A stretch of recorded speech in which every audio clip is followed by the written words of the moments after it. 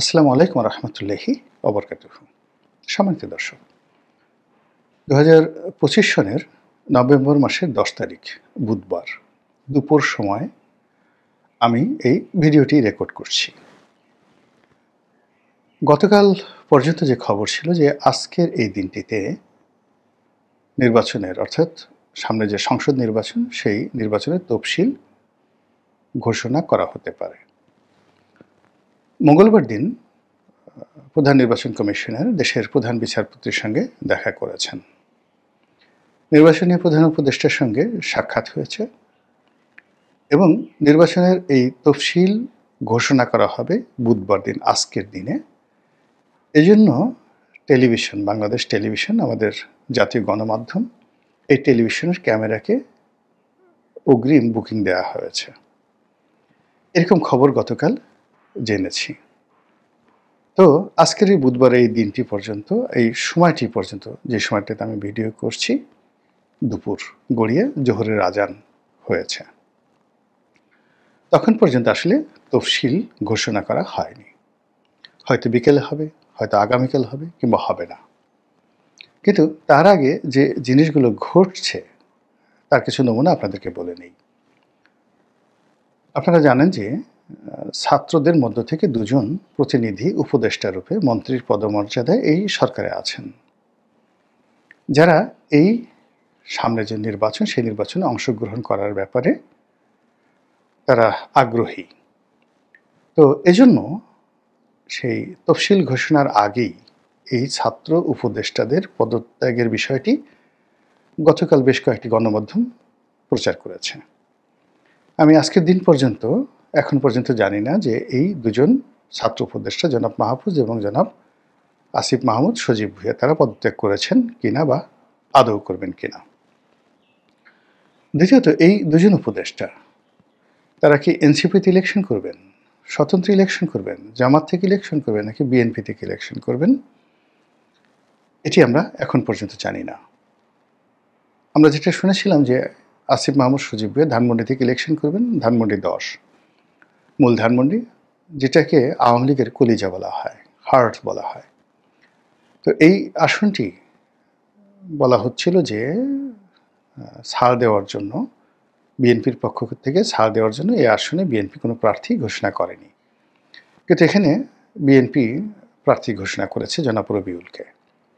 তো কাজে এখানে রবিউল সাহেবকে পরিবর্তন করে আসিফকে আবার নতুন প্রার্থী বিএনপি দেবে কি দেবে না, অথবা এখানে রবিউল সাহেবকে চ্যালেঞ্জ করে আসিফ তার জনপ্রিয়তার কারণে, তার যাকে বলা হয়, যেহেতু সরকারের সবচেয়ে গুরুত্বপূর্ণ মন্ত্রী গত 14 মাস ধরে ছিলেন, সবচেয়ে গুরুত্বপূর্ণ মন্ত্রণালয়, তো কাজেই তিনি বিজয়ী হওয়ার ব্যাপারে শতভাগ নিশ্চিত। হয়তো তিনি স্বতন্ত্র ইলেকশন করবেন, অথবা তাদের যে ছাত্রদের দল এনসিপি থেকে ইলেকশন করবেন, এটা হতে পারে, কিন্তু এটা নিয়ে এখনো পর্যন্ত কোনো নিশ্চিত কিছু হয়নি। অন্যদিকে জনাব মাহফুজ, যাকে মাস্টার মাইন্ড হিসেবে বলা হচ্ছিল, তো তিনিও কোন দল থেকে নির্বাচন করবেন বা আদৌ নির্বাচন করবেন কিনা বলা যাচ্ছে না। তবে তিনি তার কর্মকাণ্ড নিয়ে বেশ হতাশ, এবং বেশ কয়েকবার তিনি যে কোনো সময় তার মন্ত্রিত্ব চলে যেতে পারে, এরকম একটা আশঙ্কা তিনি করেছিলেন, এবং তার পদত্যাগের বিষয়টি সামনে আসছে। এর বাইরে আরও কয়েকজন উপদেষ্টার নির্বাচনে অংশগ্রহণ করা নিয়ে নানা রকম কথাবার্তা হচ্ছে, এবং তাদের অতীতে নির্বাচন করার বা তাদের আত্মীয় স্বজনের নির্বাচন করার ইতিহাস রয়েছে। আপনারা জানেন যে সৈয়দা রেজানা হাসানের বাবা, তিনি বিএনপির একজন নেতা ছিলেন, সাবেক সংসদ সদস্য এবং সম্ভবত মন্ত্রীও ছিলেন। তো কাজেই তিনি তার আসন থেকে, সুনামগঞ্জ থেকে ইলেকশন করতে পারেন। আরেকজন উপদেষ্টা আছেন জনাব আদিলুর রহমান শুভ্র, তিনিও একবার নির্বাচন করেছিলেন কোন দল থেকে বা স্বতন্ত্রভাবে এমপি ইলেকশন করেছিলেন, তিনিও করতে পারেন। অন্যদিকে বশির উদ্দিন, আকিজ গ্রুপের অন্যতম কর্ণধার, তিনি তো নির্বাচন করে আসতে পারেন, মানে যে কোনো পরিবেশ পরিস্থিতিতে তার নির্বাচনী এলাকা থেকে। এর কারণ হলো তার ভাই আফিল উদ্দিন আওয়ামী লীগের এমপি ছিলেন। এরপরে তার শ্বশুরের পরিবার, তারাও এমপি ছিলেন। তার শ্যালক বা সন্মন্দি তার শ্বশুর তারা সংসদ সদস্য ছিলেন আওয়ামী লীগের। না, তার না বোধহয়। তার যে বড় ভাই নাসির উদ্দিন, তো নাসির উদ্দিনের শ্বশুর আর শ্যালক বা সন্বন্ধী এই দুজনই সংসদ সদস্য ছিলেন। ফলে যশোরের বেশ কয়েকটি সিটে আকিজ গ্রুপের একটা বিরাট প্রভাব প্রতিপত্তি রয়েছে, জনপ্রিয়তা আছে এবং তাদের সেখানে কন্ট্রিবিউশন আছে। ফলে যে কোনো পরিবেশ পরিস্থিতিতে যশোর জেলার যে সংসদীয় আসনগুলো রয়েছে সেই সংসদীয় আসনে আকিজ পরিবারের সদস্যরা অন্ততপক্ষে দুটো আসনে তারা বিজয়ী হয়ে আসতে পারে, এরকম একটা পরিবেশ আছে। তো সেক্ষেত্রে বশিরউদ্দিন পদত্যাগ করে সেখানে নির্বাচনে যেতে পারেন, এটি নিয়ে কথা হতে পারে। রেজওয়ানা সেখানে যেতে পারেন, আদিলুর রহমান শুভ্র যেতে পারেন, এই কজনের নাম আপাতত শোনা যাচ্ছে। অন্যদিকে আরেকজন উপদেষ্টা আছেন খুব প্রভাবশালী এখন এই মুহূর্তে সরকারের সবচেয়ে গুরুত্বপূর্ণ, তিনি মূলত সন্দ্বীপের বাসিন্দা। প্রথম আলো রিক্রুটমেন্ট এবং তাকে ইতিমধ্যে মহানায়ক হিসেবে সরকারের ভিতরে এবং বাইরে প্রতিষ্ঠিত করা হয়েছে সততার এবং কর্মদক্ষতার বিমূর্ত প্রতীক হিসাবে।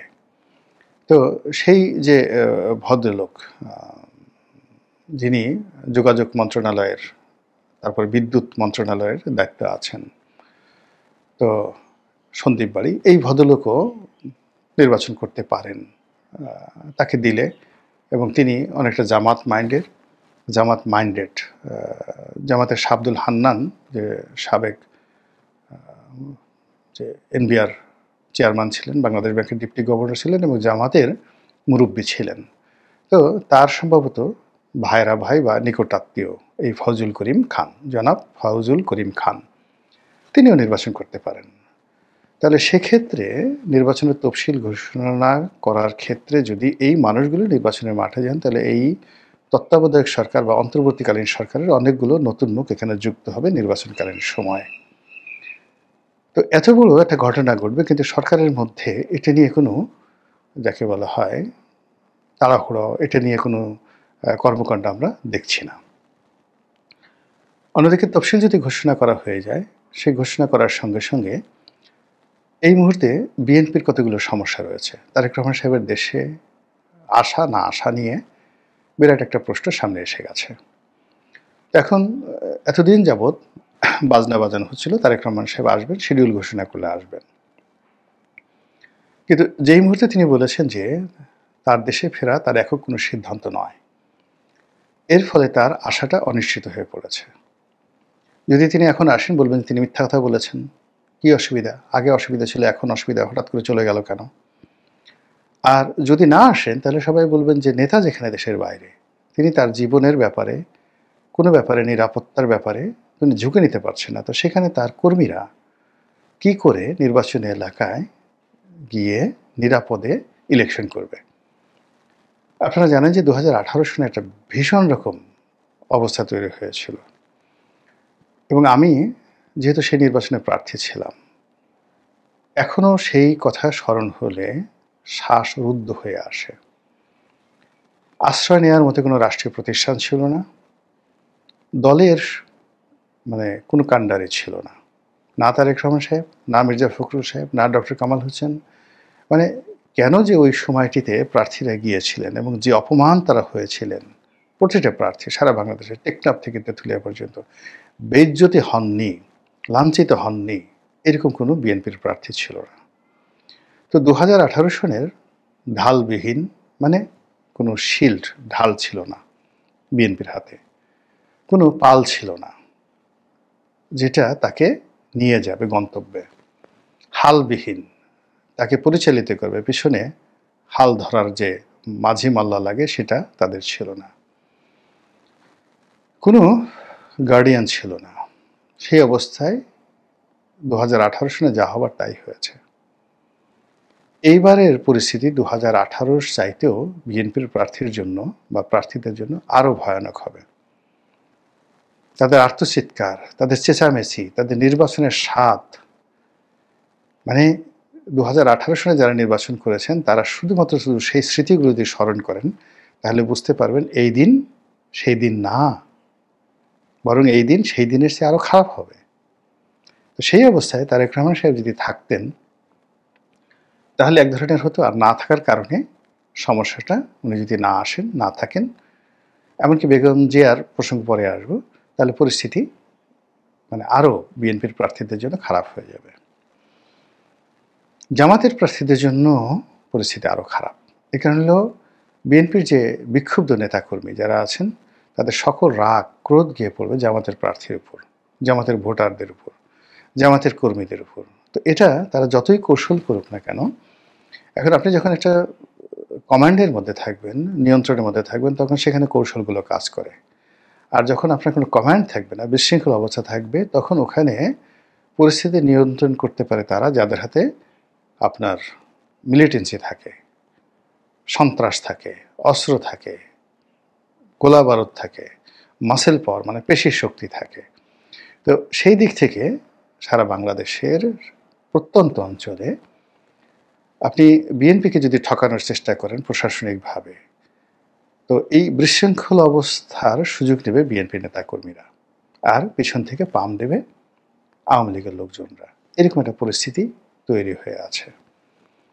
তো সেই পরিস্থিতির মধ্যে মানে নির্বাচন অবস্থা দৃষ্টি মনে হচ্ছে যে ফেব্রুয়ারি মাসে হয়েই যাবে।